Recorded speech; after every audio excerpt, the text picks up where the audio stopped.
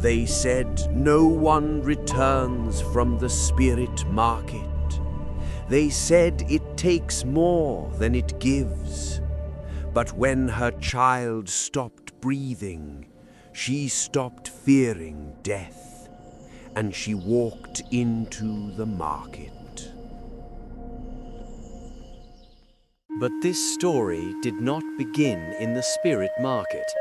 It began in a village that sat quietly on the red ridge of Amongu, where the earth stained your feet and the wind carried stories older than memory.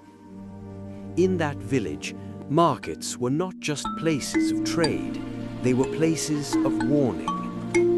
On Eke and Orye, women sold yams and palm oil. On Afo, men argued over goats and land. But on Nkwou Night, no one lingered, because it was whispered that when the moon thinned and the oil lamps flickered without wind, another market opened beyond the trees, not for the living, for those who dared to bargain with what cannot be weighed. Nkem had grown up hearing those stories. She used to laugh at them as a child, pressing close to her mother's wrapper while elders warned, "Never follow a lantern that casts no shadow." But laughter leaves a woman when she becomes a mother. Nkem was not always this quiet. Before fear lived in her chest, she was known for her laughter, bright, sudden, impossible to ignore. She married young, worked hard, rose before the sun to fetch water, carried firewood without complaint, and when her son, Obi, was born, the village said he arrived with the calm of an old soul. He rarely cried. He watched the world as if he had seen it before. Sometimes the elders would look at him too long, then look away. Nkem noticed. Mothers always notice. But she ignored the whispers, until the evening his breathing grew thin like smoke, until the oil lamp trembled without wind, until silence entered her hut and refused to leave. And that was the night the old stories stopped being stories. The first sign was not dramatic, it was quiet. So quiet that Nkem almost missed it. Obi did not run outside that morning. He did not chase the chickens. He did not ask for roasted corn. He simply sat on the woven mat, watching the doorway light, as if something far away had called his name. Nkem knelt beside him. "Are you tired?" she asked softly. He nodded once. That was all. By afternoon, his skin felt warmer than it should. By evening, his breath came thinner, not fast, not heavy, just lighter, like smoke rising from firewood that was almost finished burning. The village women said it was heat. The elders said it would pass. But Nkem had heard stories like this before, stories that began with small silences, stories that ended with wailing. That night, she did not sleep. She sat beside him while the oil lamp trembled against the wall. Each time his chest rose, she counted. Each time it fell, she waited too long for it to rise again. Near midnight, Obi stirred. "Mama." His voice was barely there. She leaned close. "Where do the drums come from?" he whispered. Nkem froze. There were no drums. The village was silent. The night was still. But Obi's eyes were not looking at the hut. They were looking beyond it, beyond the walls, beyond the ridge. Nkem's heart began to pound. She remembered what the elders said about Nkwou Night, about markets that open without stalls, about traders who do not blink, about bargains that are never fair. The next morning, Obi did not stand. His breathing thinned further. The healer came. She burned herbs. She muttered prayers. She tied protective threads around his wrist. But when she stood to leave, her face was not hopeful. It was careful. "Some illnesses," she said slowly, "do not belong to this world." The words fell like stones. Nkem walked outside. The ridge wind moved through the palm trees, normal, peaceful, unchanged. How dare the world remain unchanged? She looked toward the forest, toward the place mothers warned children never to wander, toward the trees that swallowed moonlight. She felt fear, she felt anger, she felt the weight of every story she had grown up hearing. And then she felt something stronger, a decision. If the illness did not belong to this world, then she would go to the place where such things did, even if the road was not meant for the living, even if the price was not meant to be paid.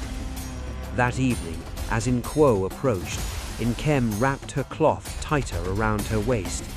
She did not tell the elders, she did not tell the healer, she did not ask permission. She kissed Obi's forehead, and when the sand dipped below the red ridge, she stepped toward the forest path. This time, she was not walking in curiosity, she was walking in defiance, and the trees were waiting. Not horror screaming, spiritual authority. Nkwou Night does not belong to the living. The elders say it softly. They never shout it, because truth does not need noise. On Nkwou Night, the forest does not sleep. It opens. The deeper Nkem walked, the quieter the world became. No crickets, no birds, even the wind held its breath. Only the sound of her footsteps and the lantern. Then she saw it.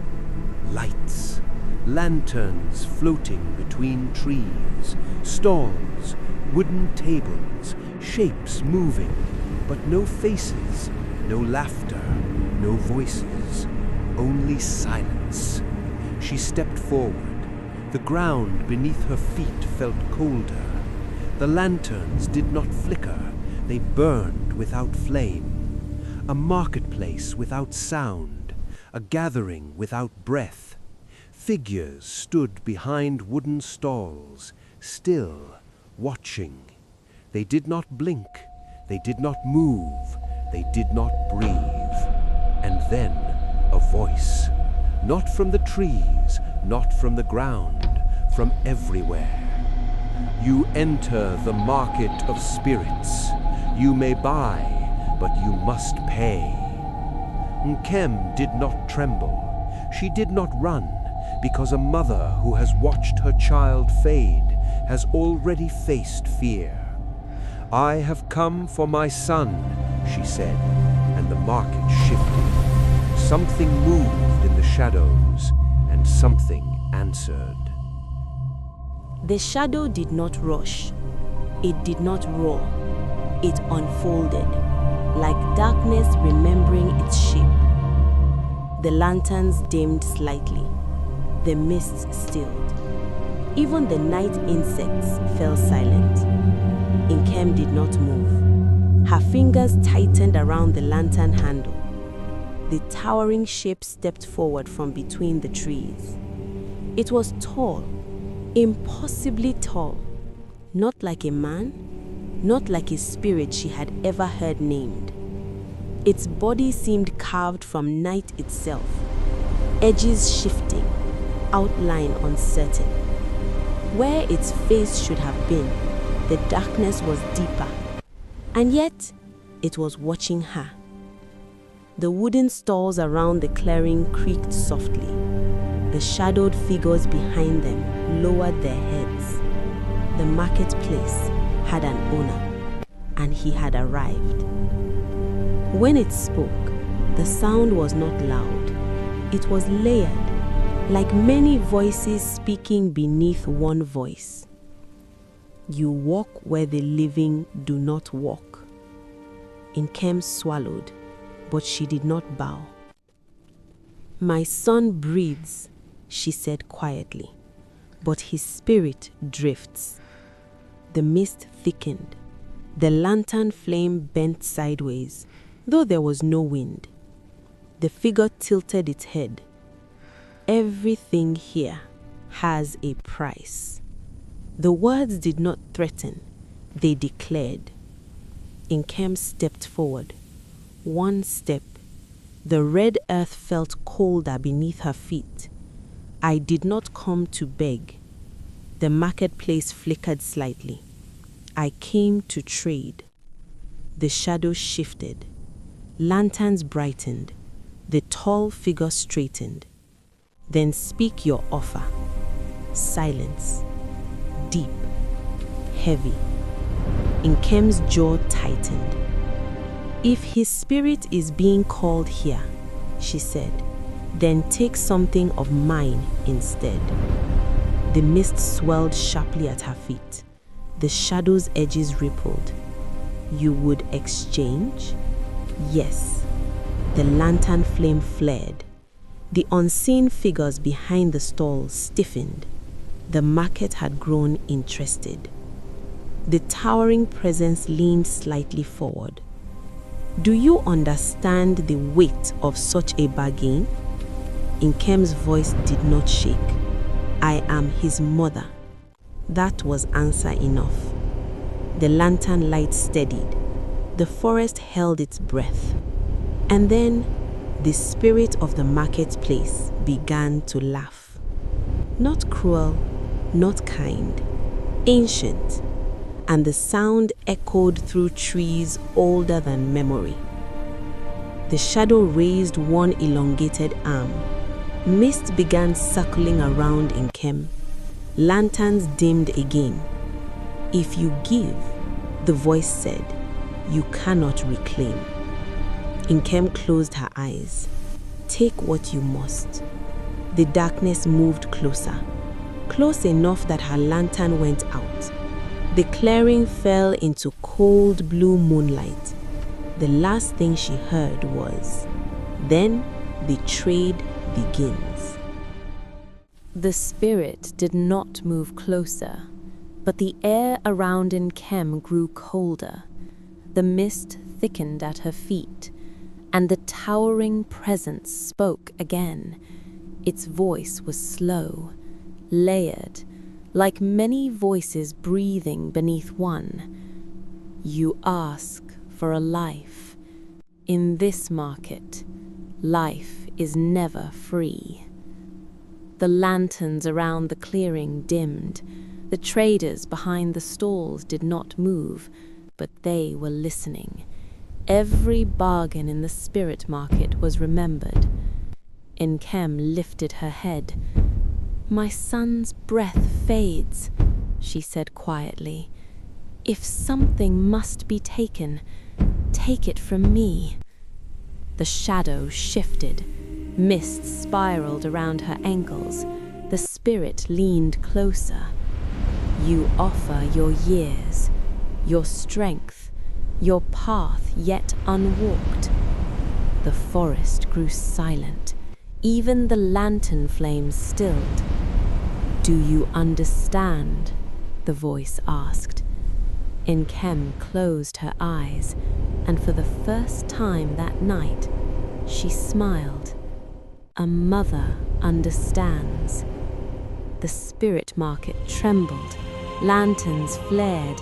Mist surged. And somewhere, far away in the village, a child took a breath. Some say the spirit market appears only once in a lifetime, and when it does, a price is always paid. But because of Nkem's courage, a child lived to see another sunrise. And that is how the spirit market took its price. Thank you for watching. See you in the next story, only on Mind and Heart Journey.